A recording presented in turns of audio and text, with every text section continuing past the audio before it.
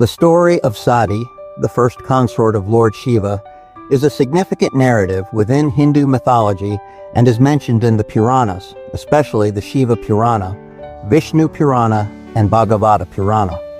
It intertwines with the theological symbolism of devotion, sacrifice, and the cosmic balance between creation and destruction.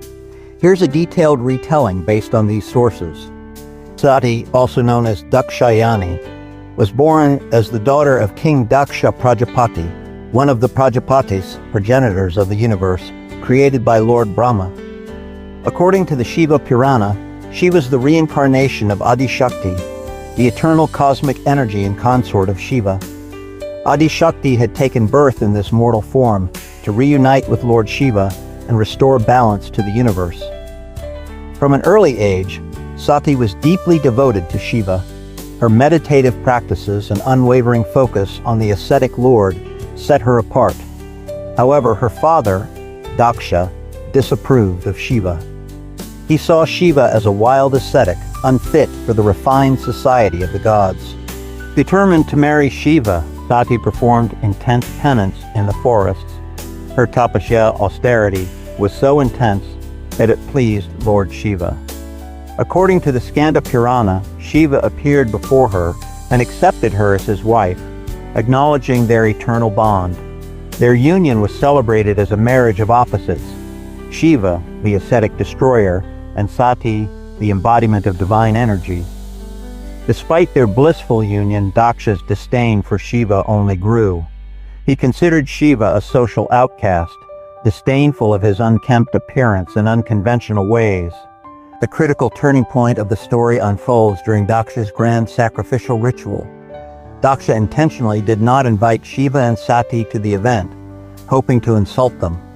Sati, upon hearing of the sacrifice, wished to attend despite Shiva's warnings. She believed it was her right to visit her father's home. When Sati arrived uninvited, she was met with open hostility.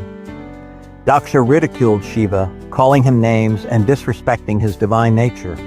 Unable to bear the humiliation of her beloved, Sati invoked her inner divine energy and declared that she would no longer tolerate being Daksha's daughter.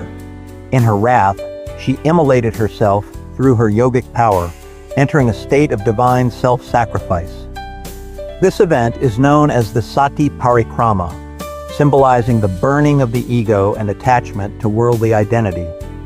When Shiva learned of Sati's death, his grief and fury were unparalleled. He performed the Tandava, cosmic dance of destruction, and unleashed his fierce form, Virabhadra, from a lock of his hair.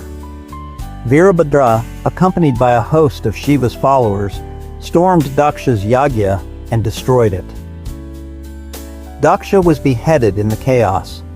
Later, upon the intervention of other gods, Shiva calmed down and restored Daksha to life, giving him a goat's head as a mark of his transformation.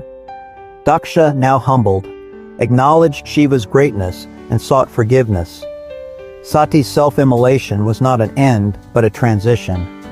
Adi Shakti was destined to be with Shiva in every cosmic cycle. She was reborn as Parvati, the daughter of King Himavan, the personification of the Himalayas, and Queen Maina.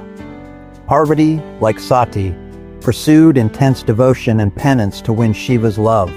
Their reunion marked the beginning of a new phase in the cosmic narrative, symbolizing the eternal bond of energy, Shakti, and consciousness, Shiva.